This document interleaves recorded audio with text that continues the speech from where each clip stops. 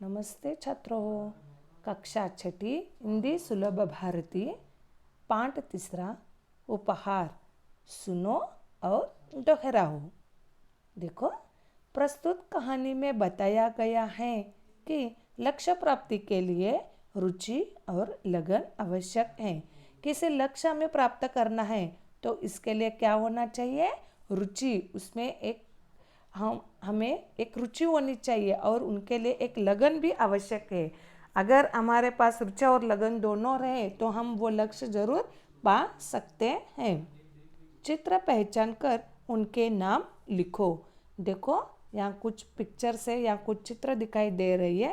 पहला वाला है घर, दूसरा नदी, तीसरा एक फल, अमरूद का फल है, पहाड़, अनाज, चाबियाँ, बच्चे, एक गिलास यानी ग्लास, वृद्ध और डिब्बे में आम।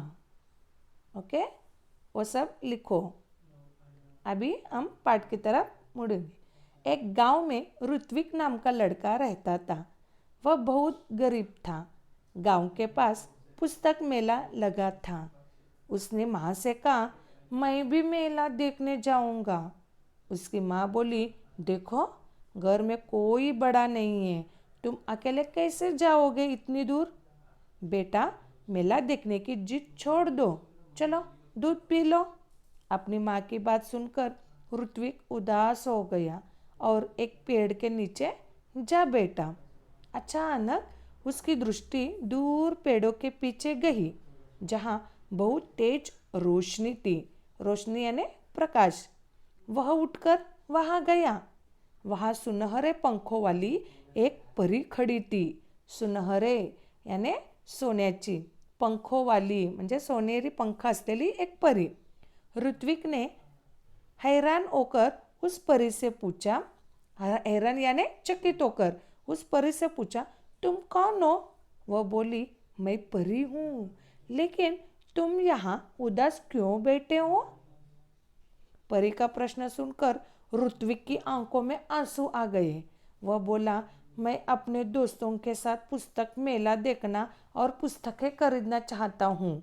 पुस्तक मेला म्हणजे पुस्तकांचं प्रदर्शन, ज्या ठिकाणी सर्व प्रकारची पुस्तके आपल्याला पाहायला मिळतात। यह कहकर ऋत्विक खामोश हो गया, म्हणजे शांत झाला। तब परी बोली, इसमें दुख की क्या बात है?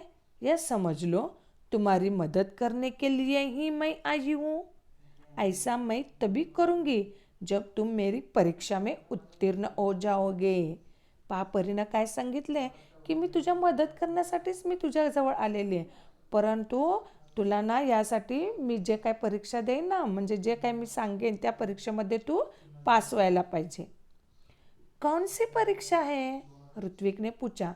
परी ने कहा, बता दिया तो परीक्षा कैसी?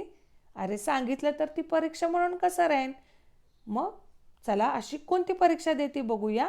या ठिकाणी पहा, झाडाखाली उदास होऊन ऋत्विक बसला। पहा, या ठिकाणी परी आली आहे। परी विचारते की नाही या ठिकाणी? ठीक है, ऐसा कहकर ऋत्विक वहां से चला गया। अभी वह कुछ दूर ही गया था कि उसे रास्ते में गिरी हुई एक पोटली मिली। पोटली म्हणजे एक गाठोडं में भेटलं त्याला। ऋत्विक को यह विश्वास हो गया कि लाल रंग की इस मखमली पोटली में कोई कीमती चीज होगी। तर ते पिशवी कसा होता, लाल रंगाची होती आणि ती मखमली होती। मग ऋत्विकला वाटलं की त्याच्यात खरंच काही मौल्यवान काहीतरी असू शकेल। उसने उसे खोलना चाहा, फिर सोचने लगा। ते उघडावं असं त्याला वाटलं, पण त्याने विचार केला, जब यह मेरी नहीं है तो इसे खोलने का मुझे हक नहीं है। जर हे माझं नाही आहे तर ते उघडून बघण्याचा हक्क सुद्धा माझा नाही आहे। ऋत्विक ने पोटली नहीं खोली। तभी किसी की आवाज़ उसके कानों में पड़ी, बेटा, मेरी पोटली गिर गई है रास्ते में, क्या तुमने देखी है? ऋत्विक ने पूछा, किस रंग की थी? लाल रंग की, राहगीरने बताया। म्हणजे तेवढ्यात एका बाईचा आवाज आला आणि त्या बाईनं ऋत्विकला विचारलं की बेटा की माझी अशी एक पिशवी इथं पडलेली होती, तुला दिसलं का ते? मग ऋत्विक लगेच म्हणला का हो हो मला दिसलं म्हणला का? नाही, त्याने विचार करून प्रश्न विचारला की ते कोणत्या रंगाचं होतं? मग त्या बाईनं सांगितलं की लाल रंगाचं होतं. मग तो पुढचा प्रश्न काय विचारतो पाहूया. और कोई पहचान बताओ, अजून काही वेगळं काहीतरी सांगा. ऋत्विक ने राहगीर से कहा. उस पर एक परी का सुनहरे रंग में चित्र बना है. हां, त्या लाल पिशवीवर ना एक सुंदर अशा सोनेरी रंगातलं परीचं चित्र आहे. राहगीर का जवाब था. ऋत्विक ने अपनी थैली से जब वो पोटली निकाली तो उस पर छपा परी का चित्र चमकने लगा. ऋत्विक ने वो पोटली राहगीर को दे दी. आता मग ऋत्विकच्या लक्षात आलं की त्या बाईंचंच आहे ही पिशवी. सुबह उठकर वही पहुंचा, वही म्हणजे त्या झाडाखाली, जहाँ उसे परी मिली थी. देखा तो वहाँ कोई नहीं था. दुसऱ्या दिवशी पण उत्सुकतेने तो त्या झाडाजवळ गेला, पण त्याला तिथं काही परी भेटली नाहीये. वह बैठ गया. उसकी आंखों के सामने वही लाल रंग की पोटली दिखाई देने लगी. त्याला सारखं त्याच्या डोळ्यासमोर तीच लाल रंगाची पिशवी दिसत होती. तभी तेज प्रकाश फैला, म्हणजे त्याला एक असं प्रकाश दिसलं. काय होतं पहा, सामने परी खड़ी थी. परी के दोनों हात पीछे थे. त्या परीचे दोन्ही हात मागे असं एकावर एक बांधून ठेवलेलं होतं. परीने पूछा कैसे हो. परी विचारती की कसा आहेस तू? ठीक हूँ, ऋत्विक ने जवाब दिया. तभी परी ने कहा अपनी आंखें बंद करो. तू तुझे दोन्ही डोळे बंद कर बघू. मैं तुम्हें इनाम दूंगी. मी तुला काहीतरी बक्षीस देणार. लगेच ऋत्विक हो हो दे असं म्हटला का? नाही, तो खूप विचार करून बोलणारा मुलगा आहे. तो म्हणला किस बात का. ऋत्विकने पूछा. कशाबद्दल देत आहेस तू? तुम उत्तीर्ण हो गए इसलिए. परी बोली.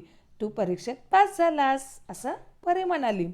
परी की बात ऋत्विक की समझ में नहीं आ रही थी. उसने आंखें बंद कर ली. परी ने उसके हाथों में एक मखमली थैली पकड़ा दी. ऋत्विक ने देखा तो हैरान रह गया. यह तो वही पोटली थी जो उसने राहगीर को दी थी. मग परी काय बोलायला लागले ऋत्विकच्या डोक्यातच येईना. त्याला काहीच समजेना असं झालं. म्हणून त्यांनी परी सांगितल्याप्रमाणे आपले दोन्ही डोळे बंद करून बसला. तेव्हा परीनं त्याच्या हातामध्ये तीच मखमलीची पिशवी जी असते ना, जे ऋत्विकला वाटेत सापडतं, तीच पिशवी ते ऋत्विकच्या हातात ठेवते. ऋत्विक ते बघून चकितच होतो. आणि कारण त्याने तीच पोटली म्हणजे तीच पिशवी त्या बाईला त्याने दिलेलं असतं. परी ने कहा कल मैंने ही तुम्हारी ईमानदारी की परीक्षा ली थी. वह राहगीर भी मैं ही थी, इसलिए मैं तुम्हें यह इनाम दे रही हूँ. पाहती काय म्हणते की काल जी यात्री होती म्हणजे ती बाई जी होती ना ती मीच होती. मला ना तुझी परीक्षा घ्यायची होती, तुझ्या प्रामाणिकपणाची परीक्षा घ्यायची होती. म्हणूनच मी वेश बदलून तसे एका बाईच्या रूपात आले आणि तुझी परीक्षा घेतली आणि त्या परीक्षेमध्ये तू पास झालास, म्हणून तुला हे बक्षीस. परी ने ऋत्विक को समझाया. ईमानदार व्यक्ति के जीवन में किसी वस्तु की कमी नहीं होती. जाओ, अब तुम्हें मनचाही वस्तू मिलेगी. जो प्रामाणिक असतो त्याला कोणत्याही म्हणजे अगदी जीवनामध्ये कोणत्याही वस्तूची कधीच कमी भासत नाही. तर तू आता घरी जा आणि या पिशवीतून तुला तुझं मन जे सांगेल ते वस्तू तुला मिळतात. ऋत्विक के पास शब्द नहीं थे जिनसे वह परी को धन्यवाद देता. तो खूप आनंदित झाला. त्याला काय बोलावं काय नाही असं झालं होतं. तो मनापासून धन्यवाद द्यायला तयार आहे, पण काय बोलावं त्याच्या लक्षातच येईना. खुशी से उसकी आंखें भर आई. आनंदाने त्याचे डोळे भरून आले. लाल मखमली पोटली ऋत्विक ने अपनी माँ को दी. उसकी समझ में यह नहीं आया कि उसका बेटा उसे क्या दे रहा है. आईला काहीच कळेनासं झालेलं आहे की त्याच्या मुलाने असं का बरं पिशवी माझ्या हातात द्यायला लागलं ते. जब माँ वो पोटली खोलने लगी तब पहा त्या चित्रामध्ये दिसतंय ना, तब पोटली कहीं गुना बड़ी हो गई. बघा ते मोठं मोठं होत गेलं. उसमें से सुंदर सुंदर पुस्तके बाहेर निकल आई. पहा त्या पिशवीतून खूप छान छान पुस्तकं बाहेर आलेत. पुस्तकों का ढेर देखकर माँ चकित रह गई। खूप पुस्तकं बघून आई पण आश्चर्यचकित झाली। माँ के पूछने पर ऋत्विक ने सब कुछ बता दिया। आईनं विचारलं, या असं कसं? तेव्हा ऋत्विकने सर्व काही सांगितलं।